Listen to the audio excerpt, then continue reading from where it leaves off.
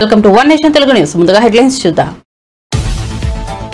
ఢిల్లీలో కొనసాగుతున్న AP CM Chandrababu పర్యటన. నితిన్ గడ్కరీని కలిసిన చంద్రబాబు అనంతరం కుమారస్వామితో కీలక సమావేశం. విశాఖ ఉక్కు పరిశ్రమపై చర్చ.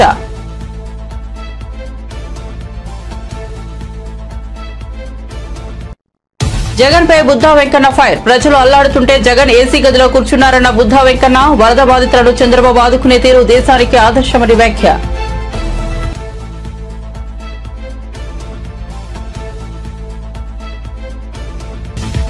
చిరుద్యోగుల చేతిలో డబ్బులు లేక సరుకులు కొనలేకపోతున్నారన్న కేటీఆర్. అవుట్ సోర్సింగ్ మొదలు గెస్ట్ లెక్చర్స్ వరకు ఎవరికి జీతాలు లేవన్న కేటీఆర్. 1వ తేదీనే జీతాలు ఇస్తామన్న మాటలు ఎక్కడికి పోయాయని ప్రశ్న. గుంటూరు జిల్లా కలెక్టరేట్ లో సమావేశం. అమరావతి నిర్మాణం, సేవ, ఉపాధి రంగాలపై సమీక్ష. స్వర్ణాంధ్ర ఆర్ట్ 2047 ప్రణాళిక కోసం సూచనలు తీసుకున్నామన్న మంత్రి నాదెండ్ల.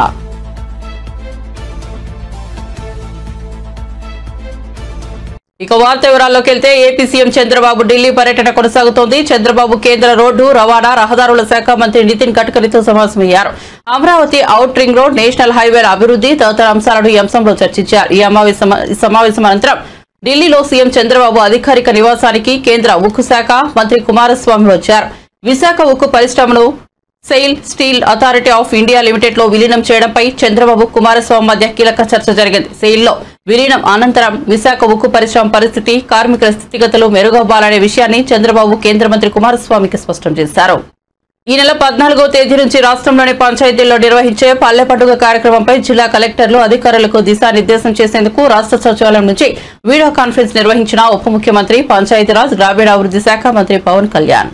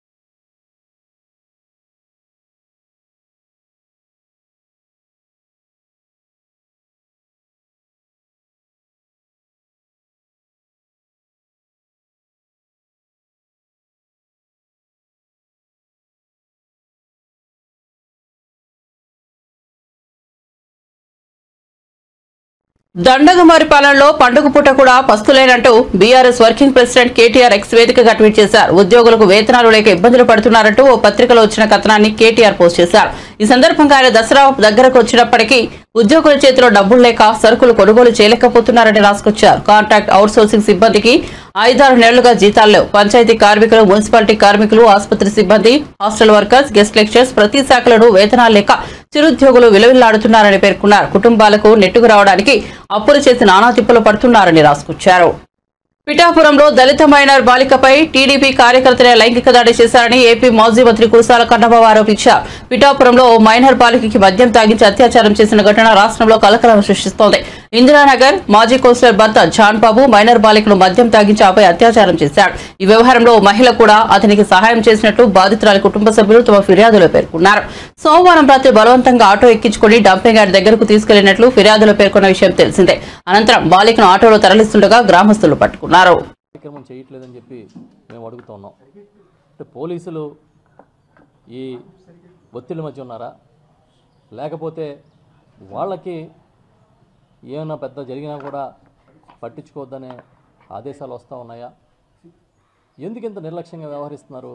ఎందుకు ఇన్ని శాంతి భద్రతలకు సంబంధించిన విఘాతం కలిగే సంఘటనలు రోడ్డు మీదకి వస్తూ ఉన్నా, బయటకు వస్తూ ఉన్నా ఎందుకు మీకు నిమ్మకు నీరెత్తినట్టుగా ఉన్నారని మేము ప్రశ్నిస్తూ ఉన్నాం.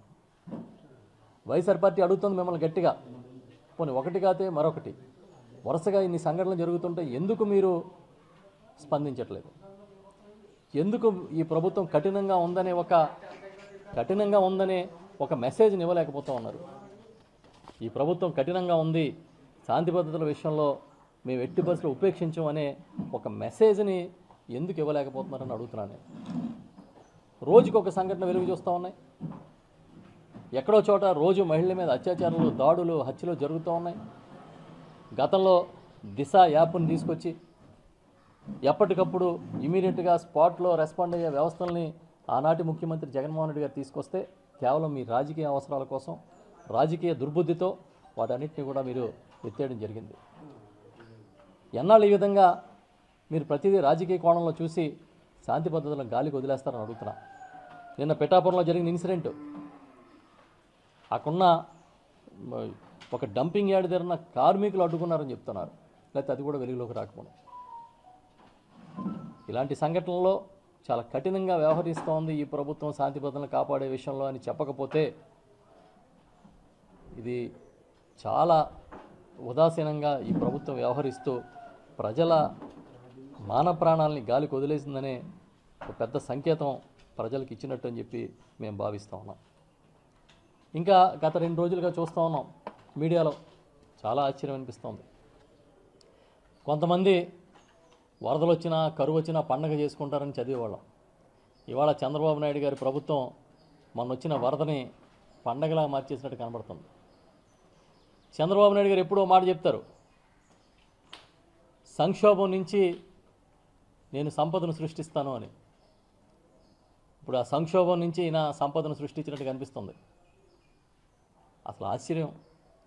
విజయవాడ మొట్టమొదటిసారిగా బుడమేరు పోటెత్తి మునిగిపోయి అతలాకుతలం అయిపోయి వేలాది కుటుంబాలు బయటకు వచ్చే దారి లేక ఇళ్లల్లో ఉండిపోయి కనీసం వాళ్ళని సకాలంలో బయటికి తీసుకురాలేని దుస్థితిలో ప్రభుత్వం కూరుకుపోయి, సాక్షాత్తు ముఖ్యమంత్రిగా ఉన్న చంద్రబాబు నాయుడు గారు ఏదో నేను బస్సులో పడుకున్నాను, కలెక్టరేట్ దగ్గర బస్సు పెట్టుకుని పడుకోవడం, రోజు ఒక గంట సేపు వెళ్ళి ఫోటోలు తీయించుకోవడం, ఇవన్నీ చూసాం.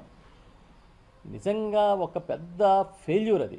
ప్రభుత్వం సకాలంలో వరద సహాయక చర్యలు తీసుకోలేకపోయింది, పూర్తిగా వైఫల్యం చెందిందని అనడానికి మొన్న వచ్చిన వరదల్లో ప్రభుత్వం వ్యవహరించిన తీరే ఒక ప్రధానమైన మనకి కళ్ళ కట్టినట్టు కనిపించే అంశంగా భావిస్తూ ఉన్నాం. తీరా చూస్తే government of Andhra Pradesh heavy floods వచ్చిన సందర్భంగా ఎన్యూమరేషను, లాసెస్, జరిగిన ఖర్చులు అని ఒక నివేదిక వచ్చింది. ఆ నివేదికను చూస్తే అసలు స్వరూపం, ఈ తెలుగుదేశం పార్టీ కూటమి ప్రభుత్వం అసలు స్వరూపం బయటపడింది. అసలు నవ్వుతాడనే సిగ్గుకోలేదు ఎవరికి. జనం అసలు మనల్ని చూసి ఏమనుకుంటారో అనే సిగ్గు కూడా లేని పరిస్థితిలో ఈ ప్రభుత్వం వ్యవహరిస్తుంది. అసలు చంద్రబాబు నాయుడు హయాంలో అవినీతి వరదలో బురద కలిసినట్టు కలిసిపోతుంది. ఆయన నేను చెప్పాను కదా, సంక్షోభం నుంచి సంపదను సృష్టిస్తానంటాడు. ఆ విధంగా ఏదన్నా వస్తే చాలు చందాలు వసూలు చేయడం, ఏదో వినాయక చవితి చందాలు వసూలు చేసినట్టు, దసరా చందాలు వసూలు చేసినట్టుగా వరద వచ్చిన వెంటనే కార్పొరేట్. ముఖ్యమంత్రి చంద్రబాబు వల్లే విజయవాడ ప్రజలు వరద వల్ల బయటపడ్డారని టీడీపీ నేత బుద్దా వెంకన్న అన్నారు. విపత్తు సమయంలో చంద్రబాబు ప్రతి ఇంటికి మంచినీరు, ఆహారం అందించారని చెప్పారు. చంద్రబాబు ప్రజలను ఆదుకున్న తీరు దేశానికి ఆదర్శమని అన్నారు. ప్రభుత్వానికి వస్తున్న ప్రజల ఆదరాభిమానాలను చూసి వైసీపీ నేతలు తట్టుకోలేకపోతున్నారని విమర్శించారు. వరదలను అడ్డం పెట్టుకుని దోపిడీ చేస్తున్నారంటూ దుయ్యబట్టారు. వరదల్లో అవినీతి జరిగిందనే విషయంపై బహిరంగ చర్చకు రావాలని బుద్దా వెంకన్న డిమాండ్ చేశారు. వరదలు వచ్చినటువంటి ఏరియాల్లో నువ్వేం చేసావు? అలాగే వరద సహాయానికి ₹1 ఇస్తానని ప్రకటించావు. ఆ ₹1 ఎవరికి ఇచ్చావు, ఎక్కడ పెట్టావు, ఏం చేసావు? అలాగే జగన్మోహన్ రెడ్డి నువ్వు 10 రోజులు విజయవాడ నగరం అంతా వరదమయం అయితే చంద్రబాబు నాయుడు గారు 10 రోజులు కూడా కలెక్టరేట్లో ఉండి అధికారులని, ఇటు నాయకుల్ని, అటు కార్యకర్తలని, ఇంకోవైపు ప్రజల్ని సమన్వయం చేసి కలెక్టరేట్లో ఉండడమే కాకుండా ఆయన ప్రొక్లైన్ మీద దాదాపు ఒక్క రోజుకే 12 గంటలు తిరిగినటువంటి దాఖలాలు మన ప్రజలు చూశారు. నువ్వెక్కడైనా నీ ప్యాంటుకి బురద అంటేలాగా తిరిగావా? నువ్వెక్కడ తిరిగావు? కృష్ణలంక కట్టమించి బ్యారేజీ వరకు వచ్చావు. వచ్చి ఆహా విజయవాడలో 3 ఓడిపోయాం, విజయవాడలో ఎమ్మెల్యేలు 3 ఓడిపోయాం, ఎంపీ ఓడిపోయాం, విజయవాడ ప్రజలకి తగిన శాస్తి జరిగింది అన్నట్టుగా నువ్వు ఎకిలి నవ్వులు నవ్వుతూ వెళ్ళినటువంటి విధానాన్ని ప్రజలు గమనించారు. మీరా చంద్రబాబు నాయుడు గారు దీంట్లో అవినీతి చేశాడు అని చెప్పేది? నువ్వు వరదలు వచ్చినప్పుడు అక్కడ సాయం కేజీ బియ్యం తూర్పుగోదావరి జిల్లాలో జగన్మోహన్ రెడ్డి ఉండగా వరదలు వస్తే అక్కడ కేజీ బియ్యం, పావు కేజీ పంచదార, 4 ఉల్లిపాయలు, 3 టమాటాలతో సరిపెట్టినటువంటి ముఖ్యమంత్రి ఈ జగన్మోహన్ రెడ్డి. మీరా చంద్రబాబు గారి మీద మాట్లాడేది? మీరా చంద్రబాబు గారి నిజాయితీ గురించి మాట్లాడేది? ఇవాళ మళ్ళీ 10 రోజుల్లో క్లీన్ అండ్ గ్రీన్ లాగా అసలు వరదలు వచ్చినటువంటి దాఖలాలే ఎక్కడ కనిపించకుండా వరదలు వచ్చిన ప్రతి ప్రాంతాన్ని దగ్గరుండి శుభ్రం చేసినటువంటి ఏకైక ముఖ్యమంత్రి చంద్రబాబు నాయుడు గారు. ఇవాళ ఢిల్లీ వెళ్ళి కూడా ఢిల్లీలో అక్కడ మంత్రులను కలిసి, ప్రధానమంత్రిని కలిసి ఇవాళ ఇక్కడ జరిగినటువంటి విపత్తు ఏదైతే ఉందో ఆ విపత్తు గురించి మాట్లాడినటువంటి ముఖ్యమంత్రి చంద్రబాబు నాయుడు గారు. అసలు ఈ రాష్ట్రానికి 2019 నుంచి 2024 వరకు విపత్తు వచ్చింది. ఆ విపత్తు ఎవరంటే జగన్మోహన్ రెడ్డి రూపంలో ముఖ్యమంత్రిగా ఈ ఆంధ్రప్రదేశ్కి వచ్చింది. మీరా విపత్తుల గురించి మాట్లాడేది? చంద్రబాబు నాయుడు గారు విపత్తులు వచ్చినా సరే దాన్ని ఎదుర్కొనే సత్తా ఆయన దగ్గర ఉంది. మీరు ఇవాళ చంద్రబాబు నాయుడు గారు అందులో అవినీతి చేశాడు, అగ్గిపెట్టెలు కొన్నారు, కొవ్వొత్తులు కొన్నారు. ఏ ఒత్తులు కొన్నారా? ఎవరు చెప్పారు మీకు? జగన్మోహన్ రెడ్డి. ఇది కూటమి ప్రభుత్వం, అవినీతికి ఆస్కారం లేదు. ఇది జగన్మోహన్ రెడ్డి ప్రభుత్వం అనుకుంటున్నారా అవినీతి చేయడానికి? ఛాలెంజ్ చేయి, జగన్మోహన్ రెడ్డి నువ్వు రా, బయటికి రా. మా మంత్రులు ఎవరో నీ ఇష్టం వచ్చినటువంటి మంత్రి నీతో కూర్చుంటాడు. ఈ రాష్ట్రంలో అవినీతి గురించి మాట్లాడదాం. 2014 నుంచి కొత్తగా ఏర్పడినటువంటి రాష్ట్రం చంద్రబాబు నాయుడు గారు హయాం దగ్గర నుంచి మద్యం సేవించి వాహనాలు నడిపితే కఠిన చర్యలు తీసుకునేలా నిబంధనలు అమలు చేస్తామని మంత్రి పొన్నం ప్రభాకర్ స్పష్టం చేశారు. సచివాలయంలో కేంద్ర ప్రభుత్వం ప్రవేశపెట్టిన సారథి వాహన్ పోర్టల్ పై అధికారులతో సమీక్షా సమావేశం నిర్వహించారు. ఈ సందర్భంగా ఆయన మాట్లాడుతూ సారథి వాహన పోర్టల్లో తెలంగాణ రాష్ట్రం కూడా భాగస్వామి అయిందని తెలిపారు. ఈ మేరకు రాష్ట్ర ప్రభుత్వం జీవో నెంబర్ 28ను విడుదల చేసిందని అన్నారు. ఇందులో భాగంగా 12 నెలల వ్యవధిలో రాష్ట్ర వ్యాప్తంగా ఉన్న ఆర్టీఏ కార్యాలయాలను కంప్యూటరైజ్ చేశామని తెలిపారు. ప్రైవేటు వాహనాల వాలంటరీ స్క్రాపింగ్ పాలసీలో భాగంగా కొత్త వాహనాలు కొనుగోలు చేసేందుకు ట్యాక్స్ మినహాయింపును ఇస్తామని తెలిపారు. మేము కర్ణాటక, మహారాష్ట్ర పక్కన ఇతర రాష్ట్రాలు తిరిగిన తర్వాత అక్కడ ఏవైతే విధానాలు స్వీకరిస్తారో అటువంటి విధానాల ద్వారా ఈరోజు ఒక ప్రభుత్వం తరఫున దానికి కూడా ఒక జీవో తీసుకొచ్చినాం. అది కూడా ఒక ప్రభుత్వ ఆదేశంగా ఈరోజు ప్రజలకు ఉపయోగించే విధంగా దాన్ని పబ్లిక్ డొమైన్ తెస్తా ఉన్నాం. ఇది కాక ఆటోమేటిక్ టెస్టింగ్ స్టేషన్స్ అంటే ఇప్పుడు ఫిట్నెస్ సర్టిఫికేట్ అనేది క్షేత్రస్థాయిలో ఉన్నటువంటి ఆర్టీఓ కార్యాలయాలలో సరైన విధంగా ప్రాపర్గా జరగడం లేదు అనేటువంటి ఒక ఆలోచన, నివేదికలు ఉన్నాయి. దానికి అనుగుణంగా కేంద్ర ప్రభుత్వం కూడా అందుకు సంబంధించి అన్ని రకాలుగా ఈ యొక్క నూతన విధానం automatic testing station fitness certificate ఇచ్చే అంశాన్ని తీసుకొచ్చినట్టయితే వాళ్ళు కూడా ఈ పథకానికి మద్దతునిస్తా ఉన్నారు. కాబట్టి దాన్ని కూడా తెలంగాణలో ఇప్పటి వరకు లేదు, మ్యాండేటరీ చేస్తూ వాయిదాలు అంటే దాని ప్రాజెక్ట్ ఒక్కొక్క కాస్ట్ 8 crores అవుతుంది. అటువంటి ఈ రాష్ట్రంలో 37 సెంటర్లలో అన్ని కూడా ట్రాఫిక్ దీనికి సంబంధించిన ఆటోమేటిక్ టెస్టింగ్ స్టేషన్స్ కూడా ఏర్పాటు చేసే ప్రక్రియ చేస్తాం. వీటన్నిటి ముఖ్య ఉద్దేశం కూడా మేము తెలంగాణ రాష్ట్రంలో ఉన్నటువంటి వాహనదారులందరికీ కూడా ఎటువంటి పొల్యూషన్ సంబంధించిన ఇష్యూ కావచ్చు, లేదా ఫిట్నెస్ కు సంబంధించిన ఎక్కడ కూడా ఇబ్బంది లేకుండా ఉండాలనేటువంటి ట్రాన్స్పరెంట్ సిస్టమ్ కావచ్చు, అన్నిటికంటే ఎక్కువగా కొంత కఠినతరమైనటువంటి నిబంధనలు పాటించడం ద్వారా ఇలా మామూలుగా మనం చూసాం. మన తెలంగాణలో వరదలు వస్తే ఒక 20-30 మంది చనిపోతే అది ఒక పెద్ద ఆందోళనకరమైనటువంటి వార్త. ఇలా మిగతా అనేక బస్సు యాక్సిడెంట్లు ఇతరత్ర జరిగిన 100-1000 చనిపోతేనే పెద్ద ఆందోళనకరమైనటువంటి పరిస్థితి. అటువంటిది దేశవ్యాప్తంగా ఉన్న సమాచారం లెక్క ప్రకారంగా సంవత్సరానికి 160,000 మంది యాక్సిడెంట్లు చనిపోతున్నటువంటి పరిస్థితి.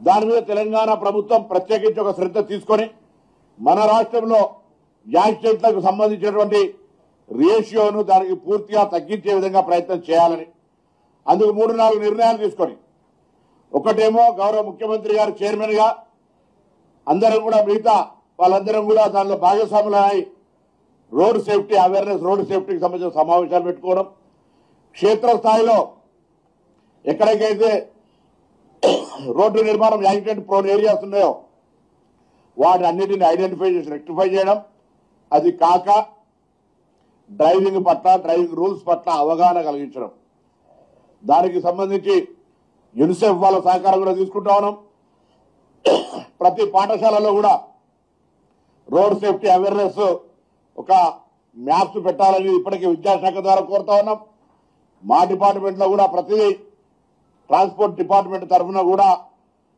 ఈ రోడ్ సేఫ్టీకి సంబంధించిన అవేర్నెస్ తీసుకుంటాం వచ్చే నెలలో రోడ్ సేఫ్టీ మంత్ ఉంది అది వీకే ఉంటుండే దాన్ని మంత్ వైజ్ చేసి విద్యార్థులందరికీ దాని పట్ల అవగాహన రావాలి జీబ్రా లైన్ అంటే ఏంది సిగ్నల్ క్రాస్ అంటే ఏంది ఓవర్ రైడింగ్ అంటే ఏంది లెఫ్ట్ సైడ్ ఫ్రీ అంటే ఏంది ఈ విధంగా అన్ని రకాలుగా అవగాహన కలిగినట్టయితే పిల్లలకు విద్యార్థి దశలోనే కనీసం నియమ నిబంధనలు పాటించి వాటిని ప్రాణాల నుంచి రక్షించబడతారనేటువంటి ఒక ఆకాంక్ష అంతేగాక రాష్ట్ర వ్యాప్తంగా ఇప్పటికే కొంత ప్రభుత్వం మారిన తర్వాత రూల్స్ కఠినతరం చేయాలని కొత్తగా మేమేదో రూల్స్ తయారు చేయడంలో ఉన్న రూల్స్ తో పాటుగా సుప్రీంకోర్టు నిర్దేశన సూత్రాలకు అనుగుణంగా ఇప్పటికే ఈ రాష్ట్రంలో 8,000 మంది లైసెన్సులను రద్దు చేయబడ్డాయి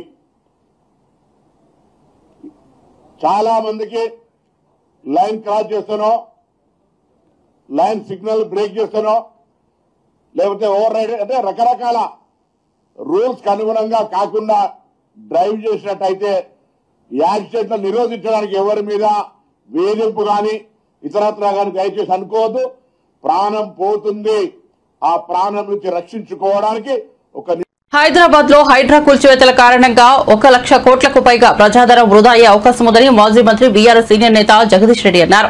ఇప్పటికే 1000 కోట్ల వరకు ప్రజలు నష్టపోయారన్నారు. హైదరాబాద్ లోని తెలంగాణ భవన్ లో మీడియాతో మాట్లాడుతూ మూసీ సుందరీకరణకు కాంగ్రెస్ ప్రభుత్వం ప్రణాళిక ఏమిటో చెప్పాలని నిలదీశారు. చెరువులు మూసీ పరిస్థితిపై చర్చకు సిద్ధమా అని సవాల్ విసిరారు. అసలు ప్రభుత్వం వద్ద మూసీపై డీపీఆర్ ఉందా అని ప్రశ్నించారు.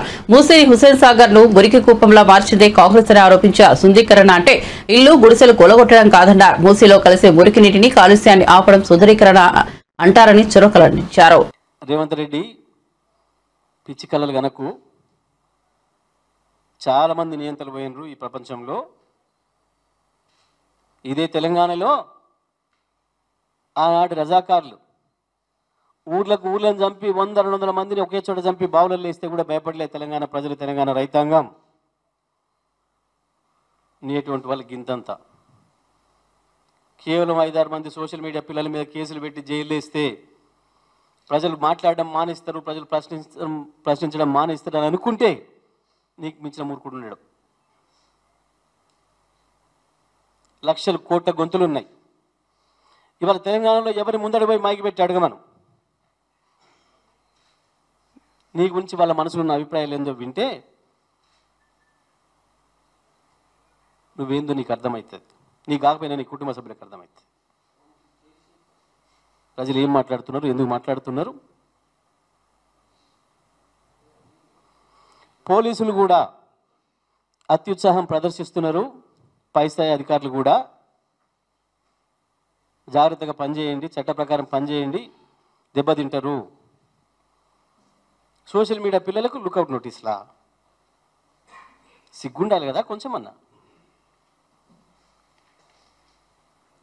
ఎయిర్పోర్ట్లో అరెస్టా? ఎందుకు భయపడుతున్నావు అంతగానో? అప్పుడే ఏమైంది? మొదలే కాలేదు కదా, ముందుంది కదా ముసలి పండగ. ఎందుకు వణికిపోతున్నావు రేవంత్ రెడ్డి? అప్పుడే ఒక 5-6 సోషల్ మీడియా పిల్లల్ని భయపెట్టంగానే ఈ ప్రపంచం ప్రశ్నించడం మానేస్తుందా? ఆపగలుగుతావా? ఏ ప్రచారాలు లేనాడు, ఏ ప్రసార మాధ్యమాలు లేనాడు ఉత్తరం రాసి పంపడానికి కూడా చదువురాని కాలం నాడు గప్పుడే భయపడలే మానవజాతి తిరుగుబాటు చేయడానికి. పెద్ద పెద్ద నియంత్రణని ఖతం చేసింది. ఈ తెలంగాణకు ఇంకా అంతకంటే గొప్ప చరిత్ర ఉంది.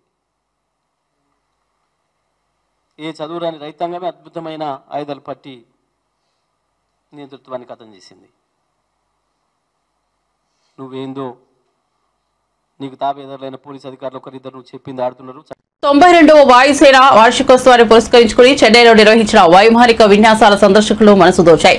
సామర్థ్యం, శక్తి, స్వాలంబన థీమ్తో ఈ విన్యాసాలు నిర్వహించారు.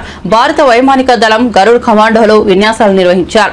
వాయుడు సేవ chief air marshal Amardeep Singh, Tamil Nadu CM Stalin, ఉప ముఖ్యమంత్రి ఉదయనిధి స్టాలిన్, మంత్రులు, చెన్నై మేయర్ ప్రియా తదితరులు ఈ విన్యాసాలను తిలకించారు. వైమానిక ప్రదర్శనను తిలకించేందుకు వచ్చిన సందర్శకులతో మెరీనా బీచ్ కిక్కిరిసిపోయింది. బాలుడు బగబగలను కూడా లెక్క చేయకుండా గొడుగులు పట్టుకుని వాయుసేన పరాక్రమాన్ని కన్నులెప్ప వార్చకుండా చూశారు. 21 ఏళ్ల తర్వాత చెన్నైలో వైమానిక విన్యాసాలు జరగడం విశేషం.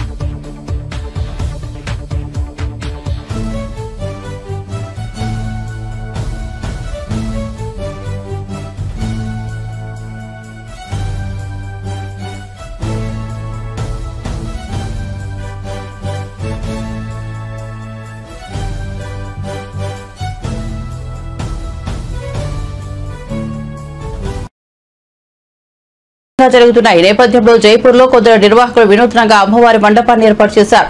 మాతా వైష్ణోదేవిని దర్శించుకున్న అనుభూతి భక్తులకు కలిగేలా దీన్ని రూపొందించారు. వైష్ణోదేవి ఆలయానికి వెళ్లాలనుకున్నా వెళ్లలేని భక్తులకు అమ్మవారి దర్శనం కల్పించాలనే ఉద్దేశంతో తాము ఇలా నమూనా ఆలయాన్ని ఏర్పాటు చేసినట్లు నిర్వాహకులు తెలిపారు. ఈ నమూనా ఆలయాన్ని చూసేందుకు రోజు సుమారు 10,000కు పైగా భక్తులు వస్తున్నట్లు వారు తెలిపారు. అసలు దేవాలయాన్ని తలపించేలా ఇక్కడ మంచు గుహలు ఉండేలా నమూనాను ఏర్పాటు చేసినట్లు వివరించారు. Devotees can visit it from 5 p.m. to 10 p.m. వారణాసిలోని దుర్గాపురి ఆలయంలో 250 ఏళ్ల క్రితం నెలకొల్పిన అమ్మవారి విగ్రహాన్ని ఇప్పటికీ నిమజ్జనం చేయట్లేదు. ఈ విగ్రహాన్ని నిమజ్జనం చేయవద్దని సాక్షాత్తు అమ్మవారి కోరినట్లు ఇక్కడి ప్రజల విశ్వాసం. దసరా నవరాత్రుల సందర్భంగా 1767లో మట్టితో చేసిన అమ్మవారి విగ్రహాన్ని ఏర్పాటు చేశారు. నవరాత్రులు పూర్తయ్యాక నిమజ్జనం కోసం విగ్రహాన్ని ఎత్తడానికి ప్రయత్నించగా ఎంతకీ సాధ్యం కాలేదు. 2 రోజుల తర్వాత మళ్లీ ప్రయత్నించడం విఫలమైంది. తర్వాత ఒక రోజు అమ్మవారు కలలో కనిపించి తనను ఇక్కడే ఉండాలని ఉందని, నిమజ్జనం చేయవద్దని చెప్పిందని ప్రజలు చెబుతున్నారు. దీంతో ఆ దుర్గమ్మ విగ్రహం 257 ఏళ్లుగా ఇక్కడే ఉందని ఆలయ సిబ్బంది తెలిపారు.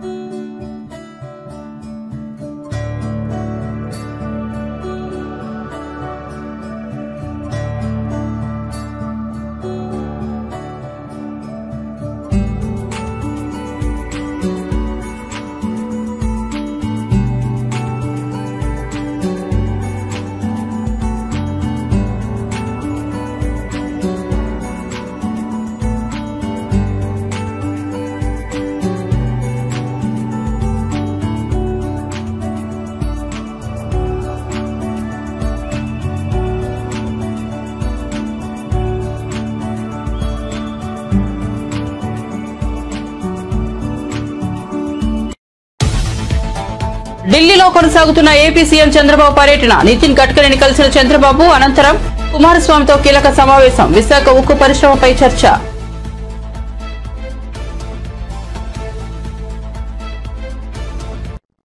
జగన్ పై బుద్ధా వెంకన్న ఫైర్. ప్రజలు అల్లాడుతుంటే జగన్ ఏసీ గదిలో కూర్చున్నారన్న బుద్ధా వెంకన్న. వరద బాధితులను చంద్రబాబు ఆదుకునే తీరు దేశానికి ఆదర్శమని వ్యాఖ్య.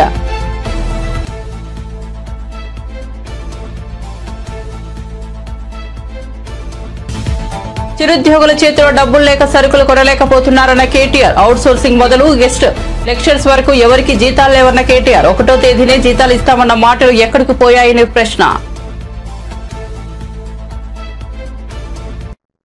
గుంటూరు జిల్లా కలెక్టరేట్లో సమావేశం. అమరావతి నిర్మాణం, సేవా, ఉపాధి రంగాలపై సమీక్ష. స్వర్ణాంధ్ర ఆర్ట్ 2047 ప్రణాళిక కోసం సూచనలు తీసుకున్నామన్న మంత్రి నాదెండ్ల.